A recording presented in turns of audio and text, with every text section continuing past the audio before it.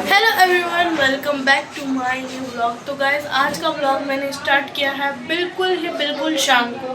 तो अभी बज रही है शाम की 7 एंड बाहर बहुत शोर शराबा हो रहा है बिकॉज पड़ोस में घर बन रहा है। तो वो कुछ करते हैं, उसके लिए एक मशीन लाई गई है, तो उसके लिए शोर शराबा हो रहा है। बाकी देखते हैं आगे क्या होता है। आज संडे है, मैंने ब्लॉगिंग की भी नहीं, तो देखते हैं आगे क्या होता है। मिलते हैं आपको थोड़ी देर बाद।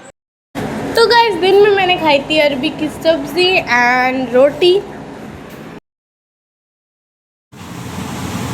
एंड अब मैं आपको मिल रही हूँ सीधे रात के खाने में। रात के खाने में खा रही हूँ आलू की टिक्की, मेयो, सॉस एंड ब्रेड। तो मिलते हैं गाइस खाना खाने के बाद। तो यस एवरीवन, आज का ब्लॉग कुछ ज़्यादा खास नहीं था एंड अब कर रही हूँ मैं इस ब्लॉग को यहीं पे एंड।